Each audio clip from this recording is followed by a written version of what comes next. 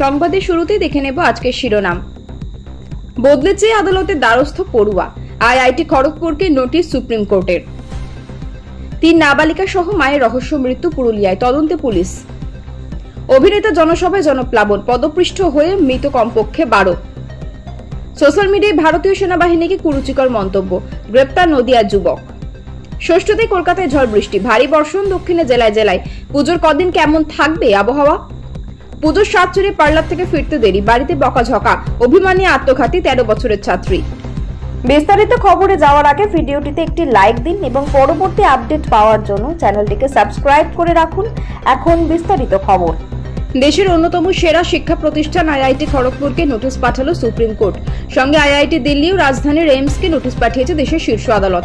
এই শিক্ষা প্রতিষ্ঠানের প্রথম বর্ষের স্থাপত্য বিদ্যার এক ছাত্র বর্ডারলাইন পার্সোনালিটি ডিসঅর্ডারে ভুগছেন। এমত অবস্থায় তিনি খড়গপুর থেকে দিল্লির আইআইটিতে স্থানান্তর চেয়ে খড়গপুরের কর্তৃপক্ষের কাছে আবেদন জানিয়েছিলেন, কিন্তু কর্তৃপক্ষ তার বদলির আবেদন খারিজ করে দিয়েছে। তাই তিনি আদালতের দ্বারস্থ হন।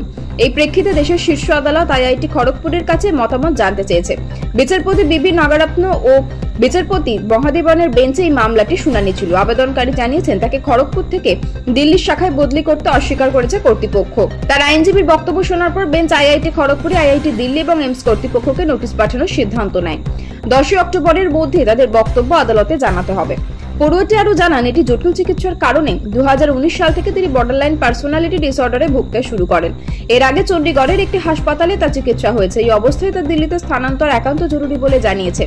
এদিকে সম্প্রতি একের পর এক ছাত্রের অস্বাভাবিক মৃত্যুর ঘটনায় খবরের শিরোনামে উঠে আসে আইআইটি খড়গপুর। চলতি বছরে এখনো পর্যন্ত 6 জন ছাত্রের মৃত্যু হয়েছে। এবার আরও এক পড়ুয়ার মামলা সুপ্রিম নোটিশ পেল আইআইটি খড়গপুর। পুজোর শুরুতেই মর্মান্তিক দুর্ঘটনা পুরুলিয়ায়, 3 নাবালিকা মেয়ে সহ মায়ের রহস্য মৃত্যু। বৃহস্পতিবার গভীর রাতে পুরুলিয়ার বন্দিয়ান থানা এলাকার লতাপাড়া গ্রামে ঘটনাটি ঘটেছে। পুলিশ সূত্রে জানা গিয়েছে, এই ঘটনায় প্রিয়া গড়াই ও তার 3 মেয়ে বৈশাখী গড়াই, পল্লবী গড়াই এবং সৌরভী গড়াইয়ের মৃত্যু হয়েছে। রাতে খাবার খেয়ে 3 মেয়েকে নিয়ে শুতে গিয়েছিলেন প্রিয়া। শ্বশুর ছিলেন বারান্দায়। ঝাড়খণ্ড থেকে আনাজ বিক্রি করে রাত 10টা নাগাদ বাড়িতে আসেন স্বামী আনন্দ। কারো সাড়া না পেয়ে তিনি ঘরে ঢোকেন। বুঝতে পারেন 3 মেয়ে ও স্ত্রী অচেতন অবস্থায় বিছানায় শুয়ে রয়েছেন। তড়িঘড়ি চিকিৎসার জন্য 4 জনকেই নিয়ে যাওয়া হয় বান্দিয়ানার ব্লক প্রাথমিক স্বাস্থ্য কেন্দ্রে, কিন্তু তাতেও শেষ রক্ষা হয়নি। কর্তব্যরত চিকিৎসক 4 জনকে মৃত বলে ঘোষণা করেন। এরপর শুক্রবার সকালে মৃত্যুর সঠিক কারণ জানতে দেহগুলি ময়নাতদন্তের জন্য পুরুলিয়া মেডিকেল কলেজে পাঠানো হয়। ঘটনাস্থলে পৌঁছন মানবাজার মহকুমা থানার পুলিশ আধিকারিকেরা। পুলিশের প্রাথমিক অনুমান খাবারে বিষক্রিয়ার কারণেই ঘটনা ঘটে থাকতে পারে। আপাতত একটি অস্বাভাবিক মৃত্যুর মামলা রুজু করে ঘটনার তদন্ত শুরু করেছে বান্দোয়ান থানার পুলিশ। প্রাথমিকভাবে জানা গিয়েছে ওই 4 জন মুড়ি খেয়েছিল। সেই মুড়ি থেকে বিষক্রিয়ায় তাদের প্রাণ গিয়েছে, নাকি নেপথ্যে অন্য কোনো কারণ আছে তা খতিয়ে দেখা হচ্ছে। শ্বশুর ও স্বামীর সঙ্গে আলাদা করে কথা বলছে পুলিশ। পাশাপাশি স্থানীয় বাসিন্দা থেকে শুরু করে পরিবারের আত্মীয়দের সঙ্গেও কথা বলা হচ্ছে। সকলের বয়ান মিলিয়ে দেখছে পুলিশ, কারো কথার মধ্যে কোনো রকম অসঙ্গতি আছে কিনা সেটাও খতিয়ে দেখা হচ্ছে। বিষক্রিয়া ছাড়া অন্য কোনোভাবে এই ঘটনা ঘটে থাকতে পারে কিনা তা খতিয়ে দেখছেন পুলিশ আধিকারিকরা। ফের পদপৃষ্ঠ হয়ে মৃত্যু মিছিল। এবার তামিলনাড়ুর কারুরে অভিনেতা নেতা বিজয়ের নির্বাচনী প্রচার সভায় পদপৃষ্ঠ হয়ে কমপক্ষে 36 জনের মৃত্যু হলো। তার মধ্যে 4টি শিশু আছে বলে জানা গিয়েছে। এই ঘটনায় প্রবল সমালোচনার মুখে পড়েছেন তিনি। মৃতের সংখ্যা আরও বাড়বে বলে আশঙ্কা করা হচ্ছে। ঘটনার শোক জ্ঞাপন করেছেন রাষ্ট্রপতি দ্রৌপদী মুর্মু থেকে শুরু করে প্রধানমন্ত্রী নরেন্দ্র মোদী। নিহতদের পরিবার পিছু 10 লক্ষ টাকা করে আর্থিক সহায়তা দেওয়া হবে বলে জানিয়েছেন তামিলনাড়ুর মুখ্যমন্ত্রী এম কে স্ট্যালিন। পাশাপাশি গোটা ঘটনার জন্য অভিনেতাকে দুষছেন তিনি। জরুরি ভিত্তিতে স্বাস্থ্যমন্ত্রী এম সুব্রমণিয়াম এবং শিক্ষামন্ত্রী আনবিল মহেশকে ঘটনাস্থলে গিয়ে পরিস্থিতি পর্যালোচনা করতে নির্দেশ দিয়েছেন মুখ্যমন্ত্রী। প্রশাসনকেও সব দিক থেকে তৈরি থাকতে বলা হয়েছে। 2026 সালে তামিলনাড়ুর বিধানসভা নির্বাচন, সেই নির্বাচনকে মাথায় রেখে প্রচারে নেমেছেন দক্ষিণী অভিনেতা বিজয়। শনিবার তামিলাগা ভেট্টুরি কাঝাগাম প্রধান অভিনেতা বিজয়ের সভা ছিল নামাক্কাল ও কারুক জেলায়। এদিন সকালে তিনি ব্যক্তিগত বিমানে চেন্নাই থেকে ত্রিচিতে পৌঁছান। সেখান থেকে গাড়িতে নামাক্কালে পৌঁছান। কারুরে তাকে দেখতে বহু মানুষ ভিড় করে। এই অবস্থায় পদপৃষ্ঠ হওয়ার মতোই পরিস্থিতি তৈরি হয়। অভিনেতা বিজয় তার গাড়ির উপর দাঁড়িয়ে বক্তৃতা করছিলেন। তাকে দেখতে উৎসাহী জনতার ভিড় যেন প্লাবন। পরিস্থিতি নিয়ন্ত্রণের বাইরে চলে যায়। এর মধ্যে অনেকে জ্ঞান হারিয়ে অচৈতন্য হয়ে যান।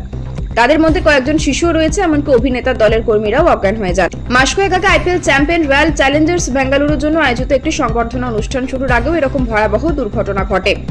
তার মধ্যে একজন মহিলা ছিলেন। এর পাশাপাশি আহত হন আরো অনেকে। স্টেডিয়ামের সামনে থাকা ব্যারিকেড ভেঙে দর্শকেরা প্রবেশ করতে চেয়েছিলেন। তার জেরেই এই ঘটনা বলে প্রশাসন সূত্রে জানা গিয়েছিল। এবারের ঘটনায় 36 জনের মৃত্যুর খবর মিলল। সামাজিক মাধ্যমে ভারতীয় সেনাবাহিনীকে কুরুচিকর মন্তব্য করার অভিযোগে গ্রেপ্তার যুবক। চাঞ্চল্যকর ঘটনাটি ঘটেছে নদিয়ার আলমঘাটা এলাকায়। দুর্গাপুজোর সময় এমন ঘটনায় চাঞ্চল্য ছড়িয়েছে এলাকায়। পুলিশ সূত্রে জানা গিয়েছে ওই যুবক ধানতলা থানার আলমঘাটা এলাকার বাসিন্দা। বেশ কয়েকদিন আগে ফেসবুক লাইভে এসে ওই যুবক ভারতীয় সেনাবাহিনীকে নিয়ে কুরুচিপূর্ণ অসম্মানজনক কথা বলেন। শুধু তাই নয়, গালিগালাজও করা হয় বলে অভিযোগ। যদিও সেই ভিডিও সত্যতা যাচাই করেনি সংবাদ প্রতিদিন ডিজিটাল। সেই ভিডিও ক্রমে ভাইরাল হতে শুরু করে। সামাজিক মাধ্যমে ওই যুবকের বক্তব্যের প্রতিবাদ করেন নেটিজেনরা। এই ভিডিওর কথা জানতে পারেন অভিযুক্তের প্রতিবেশীরাও, তারাও প্রতিবাদে সরব হন। সেনাবাহিনী কর্মে অবিচল হওয়ায় দেশের নাগরিকরা সুরক্ষিত থাকেন। সেখানে কিভাবে একজন সাধারণ নাগরিক কিভাবে সেনাবাহিনী সম্পর্কে কুরুচিকর মন্তব্য করতে পারেন, সেই প্রশ্ন ওঠে। ধানতলা থানায় লিখিত অভিযোগ দায়ের করা হয়। গতকাল শুক্রবার রাতে বাড়িতে হানা দেয় পুলিশ। সেনাবাহিনীর জওয়ানরা দেশের সীমান্তে নিরাপত্তার দায়িত্বে থাকেন। গ্রেপ্তার করা হয় তাকে। আজ শনিবার তার কৃতকর্মের জন্য দুঃখ প্রকাশ করে ক্ষমা প্রার্থনা করেছেন অভিযুক্ত। এদিন ধৃতকে রানাঘাট আদালতে তোলা হয়। পঞ্চমী থেকে প্যান্ডেলে ভিড় শুরু হয়ে গিয়েছে, ঠাকুর দেখার ধুম। তেমনই ভিড় ট্রেনে বাসেও। সেই আবহেই আবহাওয়া দপ্তর জানালো নিম্নচাপের প্রভাবে প্রচুর ভারী বৃষ্টির আশঙ্কা রয়েছে কলকাতায়। পাশাপাশি দক্ষিণবঙ্গের একাধিক জেলায় বজ্রবিদ্যুৎ সহ ঝড় বৃষ্টি হতে পারে। ফলে ঠাকুর দেখতে বেরোলে সঙ্গে ছাতা কিংবা রেনকোট না থাকলে পড়তে হতে পারে বিপাকে। শনিবার সকালে ওড়িশার উপকূল দিয়ে স্থলভাগে প্রবেশ করেছিল নিম্নচাপ। ধীরে ধীরে শক্তি হারিয়ে তা আরো পশ্চিমে সরবে। তাছাড়া মঙ্গলবার অর্থাৎ মহাষ্টমীর দিন উত্তর আন্দামান সাগরে একটি ঘূর্ণাবর্ত তৈরি হওয়ার সম্ভাবনা রয়েছে। নবমীর আগেই তা পরিণত হবে নিম্নচাপ অঞ্চলে। এর জেরে দুর্গাপুজোয় অন্তত দুদিন ভারী বর্ষণ হতে পারে বলে সম্ভাবনা রয়েছে। আবার পড়ছি, এর জেরে দুর্গাপুজোয় অন্তত দুদিন ভারী বর্ষণ হতে পারে শহরে, তেমনটাই বলছে আবহাওয়ার পূর্বাভাস। পঞ্চমীতে পূর্ব মেদিনীপুর এবং পশ্চিম মেদিনীপুরে ভারী বৃষ্টির সম্ভাবনা রয়েছে। বজ্রবিদ্যুৎ সহ ঝড় বৃষ্টি হতে পারে দক্ষিণ চব্বিশ পরগনায়। ষষ্ঠীর দিন কলকাতা সহ দক্ষিণবঙ্গের 8 জেলায় বজ্রবিদ্যুৎ সহ ঝড় বৃষ্টির পূর্বাভাস রয়েছে। সঙ্গে ঘন্টায় 30 থেকে 40 কিলোমিটার বেগে ঝোড়ো হাওয়া বইতে পারে। ঝড় বৃষ্টির সম্ভাবনা রয়েছে কলকাতা, 2 চব্বিশ পরগনা, হাওড়া, হুগলি, 2 মেদিনীপুর এবং ঝাড়গ্রামে। সপ্তমী থেকে কিছুটা বৃষ্টি কমবে। ওই দিন 2 চব্বিশ পরগনা, 2 মেদিনীপুরে বিক্ষিপ্তভাবে হালকা বৃষ্টি, মাঝারি বৃষ্টি হতে পারে। অষ্টমীতে ঝড় বৃষ্টি হতে পারে নদিয়া, মুর্শিদাবাদ এবং বীরভূমে। নবমী থেকে ফের দুর্যোগ বাড়বে। দশমী এবং একাদশীতে ভারী বৃষ্টির সম্ভাবনা রয়েছে। দশমীর দিন ভারী বৃষ্টির সতর্কতা রয়েছে কলকাতা, হাওড়া, হুগলি, উত্তর চব্বিশ পরগনা, দক্ষিণ চব্বিশ পরগনা, পূর্ব মেদিনীপুর, পশ্চিম মেদিনীপুর, ঝাড়গ্রাম এবং নদিয়ায়। বাকি জেলাগুলিতেও বজ্রবিদ্যুৎ সহ বৃষ্টি চলবে। একাদশীতে এই জেলার পাশাপাশি বাঁকুড়া, পুরুলিয়া, 2 বর্ধমান, বীরভূম এবং মুর্শিদাবাদেও ভারী বৃষ্টি হতে পারে। পুজোয় ঝড় বৃষ্টি হবে উত্তরবঙ্গে। পশ্চিমতে পঞ্চমীতে জলপাইগুড়ি, আলিপুরদুয়ার এবং কোচবিহারে ভারী বৃষ্টির সতর্কতা জারি রয়েছে। এছাড়া দশমী পর্যন্ত উত্তরবঙ্গের প্রায় সব জেলাতেই বিক্ষিপ্তভাবে ঝড় বৃষ্টি চলবে। দশমী এবং একাদশীতে ভারী বৃষ্টি হতে পারে বলে জলপাইগুড়ি এবং আলিপুরদুয়ারে। পুজোর রূপটান সারতে বিউটি পার্লারে গিয়েছিল 6ষ্ঠ শ্রেণীর ছাত্রী। সেসব সেরে বাড়ি ফিরতে অনেক দেরি হয়ে যায়। সেজন্য বকাবকি করেন বাড়ির বড়রা।